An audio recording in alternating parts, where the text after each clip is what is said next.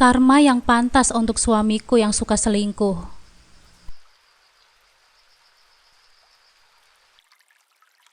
Assalamualaikum sahabat Bunda.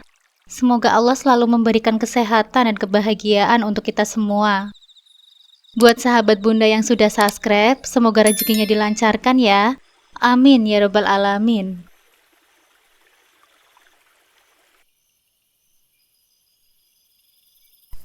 Ini mas nasi gorengnya, dimakan dulu ya, kataku sambil tersenyum. Pagi itu aku membawa sepiring nasi goreng hangat ke meja makan. Aroma bawang goreng yang harum berpadu dengan gurihnya kecap manis memenuhi ruang makan kecil kami, menciptakan suasana yang hangat dan nyaman. Aku menatap punggung Mas Indra yang tengah sibuk mengumpulkan berkas-berkas untuk acara besar besok, menyadari bahwa pekerjaan suamiku tidak pernah mudah. Sebagai seorang pemimpin sebuah event organizer, ia seringkali harus bekerja hingga larut malam, memastikan semua detail untuk kliennya sempurna. Aku meletakkan piring di hadapannya dan menyentuh pundaknya dengan lembut. Mas Indra menoleh, tersenyum padaku, dan kemudian meraih tanganku, menggenggamnya dengan lembut. "Makasih ya Bunda, selalu perhatian banget sama aku." Ia menatapku sejenak dengan pandangan yang penuh kasih sayang. Sebelum akhirnya mulai menyantap nasi goreng yang aku buat. "Enak banget Bunda, nasi goreng buatanmu ini memang selalu juara," puji Mas Indra sambil melahap suapan pertamanya. Aku tersenyum mendengarnya. Walaupun sederhana, masakan rumah memang selalu memberikan kehangatan tersendiri bagi kami berdua. Menyaksikannya makan dengan lahap membuatku merasa bahagia. "Oh iya Bun," katanya di sela-sela makannya. "Nanti aku pulang agak malam ya. Soalnya hari ini aku harus persiapan acara event besok." Aku mengangguk memahami. "Oh, acara pernikahan anaknya Pak Hendy Kusumo itu ya Mas?" tanyaku sambil membereskan meja. Mas Indra mengangguk sambil menyantap suapan berikutnya. "Iya Bunda, klien satu ini lumayan perfeksionis. Dia pingin semua detailnya sempurna, jadi aku harus pastikan semuanya beres." Aku mengangguk, sudah paham betul karakter klien-klien yang dihadapi Mas Indra. "Ya nggak apa-apa Mas, yang penting kalau ada apa-apa kamu telepon aku ya, biar aku nggak khawatir," kataku dengan nada lembut, sambil meletakkan secangkir teh di samping piringnya. "Iya Bun," jawabnya sambil menatapku penuh kasih. Dia menutup percakapan itu dengan mengecup lembut keningku, sebuah kebiasaan yang selalu membuat hatiku terasa hangat. Setelah itu ia meraih tas kerjanya dan mulai berjalan keluar rumah. Sebelum masuk ke dalam mobil, ia menoleh lagi dan melambaikan tangannya padaku. Aku berdiri di ambang pintu, melihatnya melangkah pergi, tersenyum sambil merasakan kebahagiaan yang sederhana namun begitu berharga. Kehidupan yang penuh cinta dan kehangatan ini memang tidak kami raih dengan mudah. Terbayang bagaimana perjalanan rumah tangga kami yang penuh dengan perjuangan, dari jatuh bangun usaha hingga saat-saat sulit yang hampir membuat kami putus asa. Aku tahu setiap kebahagiaan ini adalah hasil dari upaya kami berdua untuk selalu saling mendukung dan menguatkan. Begitu mobil Mas Indra menghilang di tikungan, aku menutup pintu perlahan. Di dalam hati aku berdoa agar hari ini berjalan lancar untuknya, dan berharap ia selalu dalam lindungannya di setiap langkahnya. Namaku Fatimah, dan Mas Indra adalah suamiku, seorang laki-laki yang penuh tanggung jawab dan perhatian. Kami telah membangun rumah tangga ini selama 5 tahun, sebuah perjalanan yang penuh makna dan perjuangan. Kini kami memiliki seorang putri cantik yang menggemaskan bernama Salsabila, yang baru berusia 3 tahun. Kehadirannya melengkapi hidup kami, menghadirkan tawa dan kebahagiaan di setiap sudut rumah.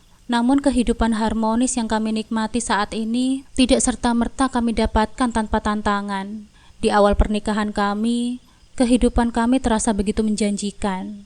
Mas Indra bekerja sebagai agen properti yang cukup sukses, sementara aku menjalankan bisnis kecil di bidang event organizer yang kurintis sebagai hobi dan kesibukan setelah menikah. Meski bisnis I.O. ku baru berjalan, aku bersyukur mendapat dukungan penuh dari Mas Indra. Kami sama-sama bekerja keras, saling mendukung dalam setiap langkah kecil menuju mimpi-mimpi yang kami rancang bersama. Tahun kedua pernikahan kami menjadi masa yang paling berat. Di tengah rutinitas kami yang sibuk, datanglah sebuah musibah yang mengguncang stabilitas keluarga kecil kami. Suatu hari, Mas Indra pulang dengan wajah yang penuh beban, nampak jauh lebih lelah dari biasanya. Setelah duduk, ia menceritakan bahwa ia telah menjadi korban penipuan. Agen tempatnya bekerja kabur membawa uang ratusan juta milik kliennya. Uang tersebut merupakan hasil dari transaksi properti yang diamanahkan kepadanya. Aku bisa melihat betapa berat beban yang dipikulnya saat itu. Perekonomian kami anjlok seketika, dan kami terpaksa berhutang besar ke bank untuk menutup kerugian yang diakibatkan oleh peristiwa tersebut. Ada malam-malam di mana kami hanya terdiam, merenungkan langkah apa lagi yang harus kami ambil untuk bangkit. Namun di tengah situasi sulit seperti itu, aku merasakan betapa pentingnya dukungan dan kepercayaan dalam hubungan kami. Kami berjanji untuk saling menguatkan, berjuang bersama, dan bangkit dari keterpurukan. Untungnya saat itu bisnis I.O. yang aku rintis sudah mulai menunjukkan perkembangan. Meski awalnya hanya sekedar hobi, ternyata usaha ini menjadi penyelamat bagi kami. Melihat peluang yang ada, aku dan Mas Indra sepakat untuk mengembangkan I.O. ini dengan lebih sukses. Kami berbagi peran dengan jelas. Aku menangani ide-ide kreatif dan strategi pemasaran, sementara Mas Indra mengurus manajemen dan keuangan. Kami bekerja keras siang dan malam, menjadikan setiap acara sebagai ajang pembuktian diri. Seiring berjalannya waktu, bisnis kami perlahan mulai membesar. Kehadiran Salsabila kemudian menjadi anugerah yang mengubah banyak hal. Setelah Salsabila lahir, Mas Indra memintaku untuk lebih fokus merawat putri kecil kami. Aku awalnya merasa berat melepas peran di bisnis I.O. yang kami bangun bersama. Namun melihat Mas Indra yang begitu bersemangat dan penuh dedikasi, aku merasa yakin untuk menyerahkan tanggung jawab itu kepadanya. Ia menjalankan bisnis I.O. dengan baik, bahkan jauh lebih sukses dari yang pernah kami bayangkan. Saat ini meskipun aku tak lagi terjun langsung, aku tetap merasa terlibat melalui dukunganku untuk Mas Indra. Menyaksikan bisnis kami terus berkembang, aku merasa bangga dengan kerja keras kami berdua. Dan yang lebih membahagiakan lagi, aku tahu bahwa di balik semua perjuangan ini, aku memiliki suami yang baik, penuh cinta, dan seorang putri yang menjadi cahaya hidup kami. Di kantor kami ada 20 karyawan yang membantu mengelola segala hal dengan baik. Di antara mereka, 2 orang perempuan muda, Dinda dan Naila, yang bertugas sebagai admin. Mereka masih berusia 20 tahun, energik dan cekatan dalam bekerja. Kehadiran mereka sangat membantu, terutama saat proyek besar datang beruntun. Rasanya dengan bisnis yang terus berkembang, hidup kami sudah cukup mapan dan bahagia. Aku merasa semuanya berjalan dengan lancar, tanpa kendala yang berarti. Namun suatu hari, perasaan itu mulai goyah. Sejak bisnis kami semakin maju, Mas Indra sering bekerja hingga larut malam dan lebih sering berpergian untuk bertemu dengan klien. Awalnya aku memahami kesibukannya, tapi belakangan ini, Mas Indra sering menghabiskan waktu di luar kota dengan alasan harus menemui klien yang penting. Sebagai seorang istri, aku mencoba menenangkan hati dan mempercayainya, tetapi ada sesuatu yang aneh dalam sikapnya. Naluriku sebagai seorang wanita tak bisa diabaikan. Rasanya ada yang ganjil dari caranya bersikap akhir-akhir ini. Mencoba mengusir prasangka buruk, aku mengamati gerak-gerik Mas Indra di rumah, namun tidak ada yang mencurigakan.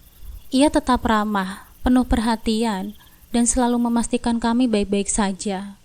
Meskipun begitu, rasa curiga itu terus mengganggu pikiranku. Akhirnya aku memutuskan untuk datang langsung ke kantor tanpa memberitahu Mas Indra terlebih dahulu, berharap bisa mencari jawaban dari keraguan yang selama ini menyiksaku. Ketika aku tiba di kantor, suasana mendadak hening. Para karyawan nampak terkejut dengan kedatanganku yang tiba-tiba. Aku mencoba bertanya kepada mereka tentang keberadaan Mas Indra, tetapi mereka semua hanya terdiam dan saling berpandangan, seolah menyembunyikan sesuatu dariku. Hatiku mulai terasa tidak enak. Rasa cemas dan curiga bercampur menjadi satu, hingga akhirnya Naila dengan suara ragu mengatakan bahwa Mas Indra sedang keluar dengan Dinda.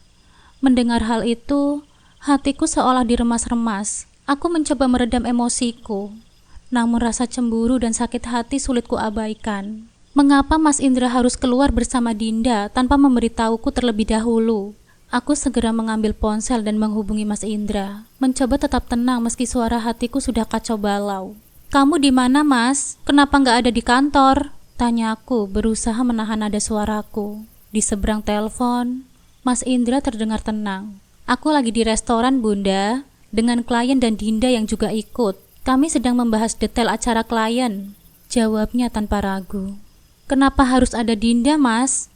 Tanyaku dengan nada lebih keras. Tak mampu menyembunyikan rasa cemburuku.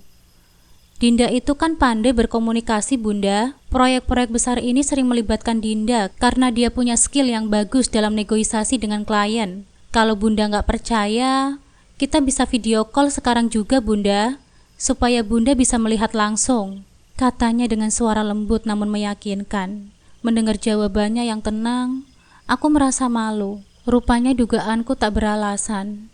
Aku merasa seperti sudah menuduh hal yang tidak-tidak, hanya karena kecemburuan. Rasa amarah yang awalnya berkobar, kini mulai berubah menjadi rasa malu yang menusuk hati. Di detik ini juga, aku meminta maaf padanya. Malam itu ketika Mas Indra pulang, aku menyambutnya dengan perasaan campur aduk. Aku menahan diri sejenak, lalu memeluknya dengan erat. "Maaf ya, Mas. Aku tadi pagi salah paham.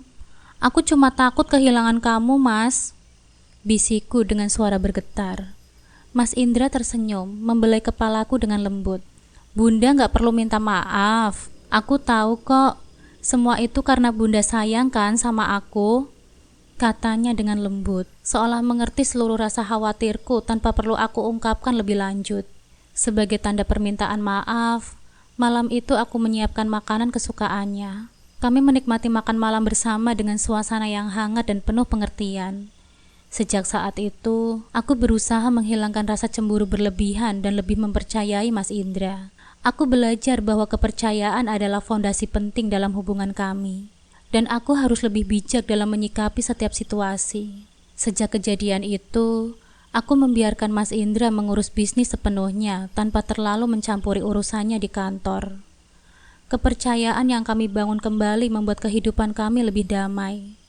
Dan aku menyadari bahwa cinta yang tulus tidak memerlukan kontrol berlebihan, melainkan rasa saling percaya yang kuat.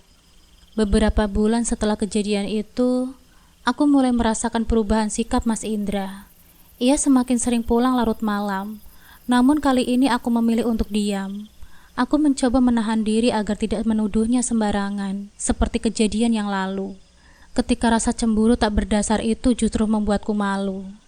Tapi semakin lama, perasaan cemas dan curiga itu kembali menyergapku. Mas Indra tampak tak bersalah sama sekali dengan kebiasaannya pulang larut malam.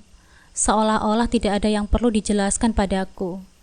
Akhirnya ketenanganku mulai goyah, dan aku memutuskan untuk mencari tahu lebih jauh, meski dengan hati yang penuh keraguan.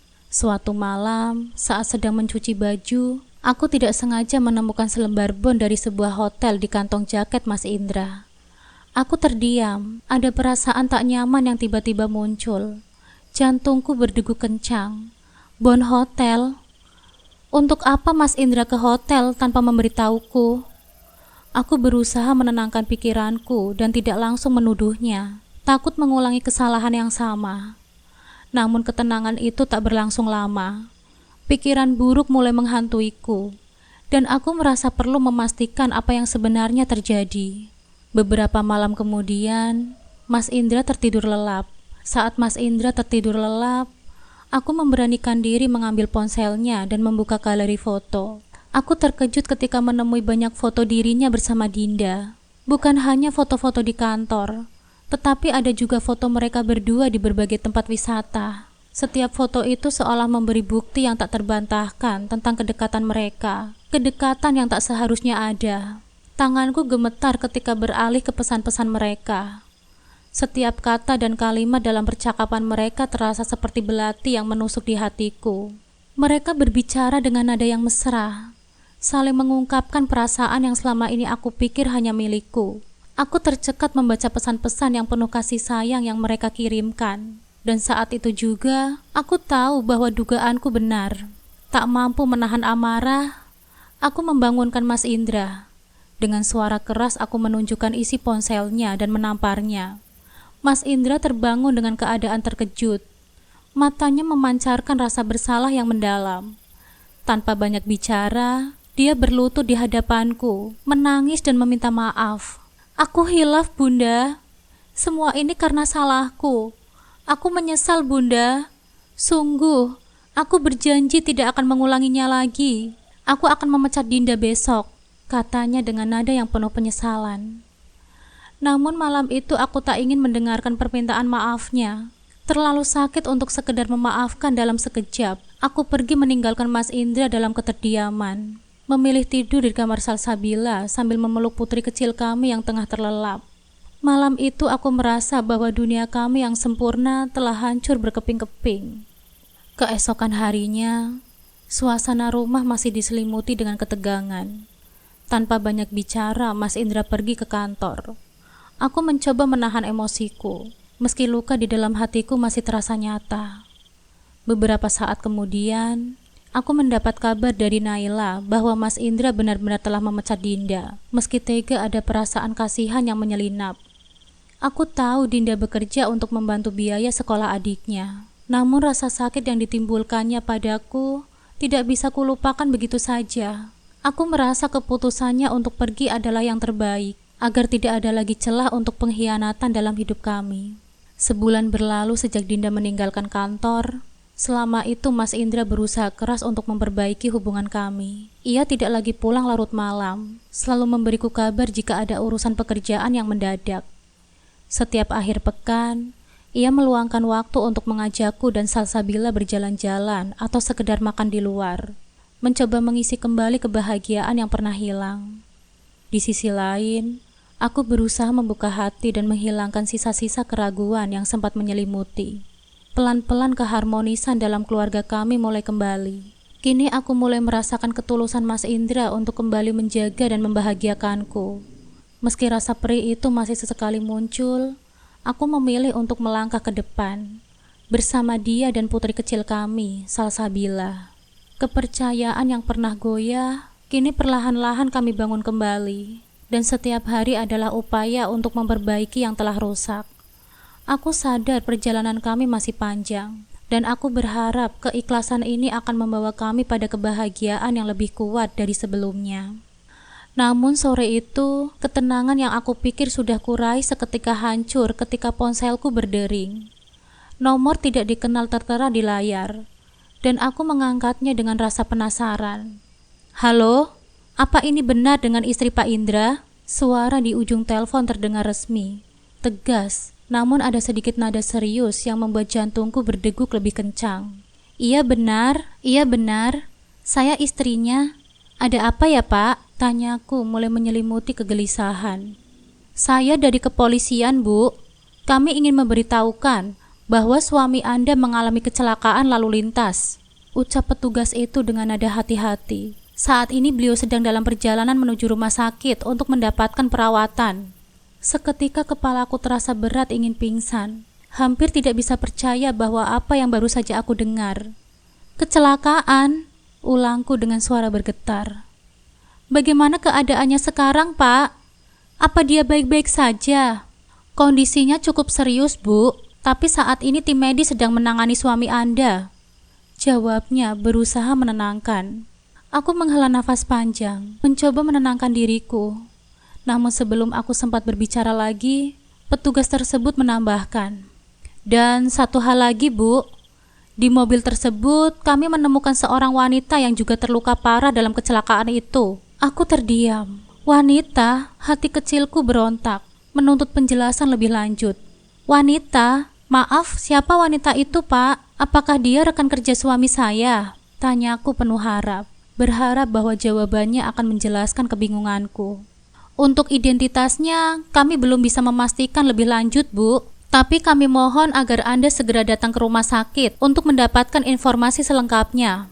Katanya dengan tenang. Dengan tangan gemetaran, aku menutup telepon itu dan berusaha menenangkan diriku. Namun berbagai pertanyaan terus menghantui pikiranku. Siapa wanita itu? Mengapa dia ada di dalam mobil bersama Mas Indra? Kebingungan yang mendalam berubah menjadi dorongan untuk segera mencari jawaban. Tanpa berpikir panjang, aku menelpon Naila di kantor dan memintanya untuk menyuruh Heri mengantarkanku ke rumah sakit. Heri adalah salah satu karyawan kepercayaan aku dan Mas Indra. Dia sudah lama bergabung dengan bisnis kami dan sampai saat ini dialah yang ikut membesarkan bisnisku itu sampai terkenal seperti sekarang. Di perjalanan, aku masih dilingkupi dengan ketidakpastian, sampai akhirnya Heri mengungkapkan sesuatu yang membuat hatiku hancur berkeping-keping. "Ibu, saya rasa ini waktu yang tepat untuk saya jujur, Bu," katanya dengan suara lirih, namun terdengar jelas. Aku memandangnya dengan tatapan yang penuh tanya. "Jujur? Maksudmu apa, Heri?"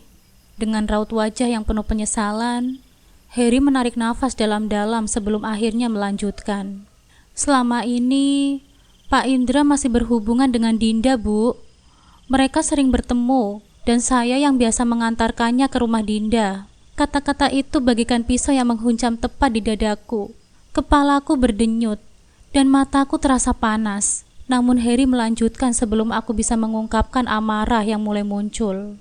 "Maafkan saya, Bu, tapi saya tidak bisa lagi menyembunyikan ini. Pak Indra bahkan sudah membelikan Dinda rumah, Bu. Setiap kali dia bilang akan keluar kota, sebenarnya dia sedang berada di rumah Dinda. Saya menyesal baru berani mengungkapkannya sekarang, Bu," ungkapnya dengan suara penuh penyesalan. Saat mendengar pengakuannya, rasanya tubuhku mulai lumpuh. Keterkejutan dan rasa sakit bercampur menjadi satu, dan aku harus menahan air mata agar tak jatuh di hadapan Heri. Kenyataan yang selama ini aku coba abaikan akhirnya terungkap juga di saat yang paling tidak terduga, di tengah perjalanan menuju rumah sakit. Aku berusaha menenangkan diriku, menarik nafas panjang untuk menahan amarah dan rasa sakit yang menggeledak di dadaku. Kata-kata Heri terus terngiang di telingaku, membuat setiap detik perjalanan terasa panjang dan menyiksa. Di dalam hati, aku tahu bahwa setelah ini tidak akan ada lagi kepercayaan yang tersisa. Kini aku yakin tujuan kedatanganku bukan untuk khawatir akan kondisi Mas Indra, melainkan untuk mengakhiri semua yang pernah kami jalani bersama. Aku memejamkan mata sejenak, menguatkan diriku, lalu berjanji dalam hati. Ini adalah akhir bagi hubungan kami. Tidak ada lagi ruang untuk pengkhianatan yang kedua kalinya. Saat aku tiba di rumah sakit, suasana terasa sunyi, seperti memberi tanda akan sebuah akhir yang menyakitkan. Mas Indra terluka parah, dengan salah satu kakinya harus diamputasi akibat kecelakaan itu. Tubuhnya terlihat lemas, penuh luka. Teman wanitanya yang tak lain adalah Dinda, tidak selamat. Dia meninggal dunia setelah kehabisan darah. Aku hanya bisa berdiri di sisi tempat tidur, memandang wajahnya yang pucat dan tidak berdaya. Hatiku terasa hancur, tapi bukan karena rasa cinta yang tersisa, melainkan karena kesadaran bahwa seseorang yang pernah berbagi hidup denganku kini berada di dalam keadaan yang begitu mengenaskan. Tanpa sepatah kata pun, aku meninggalkannya di sana, masih terbaring tak sadarkan diri. Hari-hari setelah itu, aku sibuk menyiapkan dokumen perceraian, pembagian harta gonogini, dan hak asuh Salsabila. Sakit hati dan pengkhianatan yang kualami telah menjadi pelajaran berharga, memberiku keberanian untuk berdiri sendiri dan melangkah maju. Dengan bantuan pengacara terbaik, aku memperjuangkan hak asuh atas bisnis I.O. yang telah kami bangun bersama. Aku memastikan Salsabila berada di sisiku, jauh dari bayang-bayang ayahnya yang telah mengecewakan kami. Ketika akhirnya Mas Indra pulih, ia langsung dihadapkan dengan sidang perceraian. Dalam kondisi yang lemah dan tanpa persiapan apapun, ia kalah dalam setiap tuntutan. Aku mendapatkan hak asuh Salsabila dan hak penuh atas bisnis I.O. dan hanya membayar kompensasi sebesar 5 juta rupiah untuk menggantikan bagiannya. Itu harga yang sangat kecil untuk semua yang telah dia sia-siakan. Setahun berlalu sejak perceraian itu, kehidupanku berubah jauh lebih baik. Bisnis I.O.ku kini berkembang dengan pesat, mencapai kesuksesan yang dulu hanya sebatas impian. Aku membesarkan Salsabila sendirian, dan bersamanya aku menemukan arti kekuatan dan kebahagiaan yang sesungguhnya. Tanpa adanya sosok yang melemahkanku, hidupku terasa lebih ringan dan terarah. Sementara itu kehidupan Mas Indra berubah dengan drastis. Dengan kondisi fisiknya yang terbatas, ia tak bisa melakukan banyak hal. Pekerjaan sulit dicari, dan ia hidup dalam keterpurukan, menjelajahi jalanan dengan bantuan tongkat. Kabarnya ia kini hidup sebagai seorang pengemis. bertahan dengan sisa-sisa harga diri yang dulunya begitu ia banggakan. Suatu sore, dalam perjalanan pulang setelah menghadiri acara penting, aku melihat sosoknya di pinggir jalan. Wajahnya yang dulu aku kenal kini tak lagi sama, kusut, kotor, dan penuh penyesalan. Mata kami bertemu sesaat, dan di dalam sorot matanya, aku melihat luka yang tidak mungkin akan pernah sembuh. Tanpa kata aku berlalu, menggenggam tangan Salsabila yang memandangku penuh rasa ingin tahu. "Siapa itu, Bunda?" tanyanya dengan polos. Hanya satu kalimat yang aku ucapkan, menatap ke depan, ke arah masa depan yang lebih cerah. "Salsa tak perlu tahu ya siapa dia, karena hidup kita sekarang sudah lebih baik." Hari itu aku menyadari bahwa takdir telah membimbingku ke tempat yang lebih baik, dan bahwa setiap luka yang aku bawa telah memberiku kekuatan untuk hidup dengan tenang, tanpa rasa benci, namun dengan keyakinan penuh bahwa aku mampu bertahan dan berkembang dari semua yang pernah terjadi. Terkadang aku merenungi tentang masa lalu, tentang cinta yang dulu aku perjuangkan, tentang pengkhianatan yang melukai, dan tentang diriku yang akhirnya bisa bangkit. Semua itu terasa seperti cerita yang bukan milikku lagi, seperti bab yang sudah lama aku tutup. Kini aku hidup dengan rasa syukur yang mendalam. Tidak ada lagi rasa takut atau ragu tentang masa depan. Tidak ada lagi kebingungan atau kesedihan yang membayangi langkahku. Aku tahu bahwa hidup ini adalah perjalanan yang panjang, dan meskipun ada banyak rintangan, aku telah belajar untuk melewati semuanya dengan kepala tegak. Kehidupan memang tidak selalu adil, tapi aku belajar bahwa setiap pilihan yang aku buat, sekecil apapun, akan membawa kita ke tempat yang seharusnya kita tuju. Aku dan Salsabila kini menjalani hari-hari dengan bahagia. Kami tidak pernah takut lagi pada apa yang akan datang, karena kami sudah memiliki segalanya yang kami butuhkan, satu sama lain, cinta dan keberanian untuk menghadapi dunia yang tak selalu ramah. Dan di tengah malam yang sunyi, dengan suara dingin yang berdesir melalui jendela, aku tahu satu hal yang pasti. Hidupku telah kembali, dan kali ini aku mengendalikannya sepenuhnya.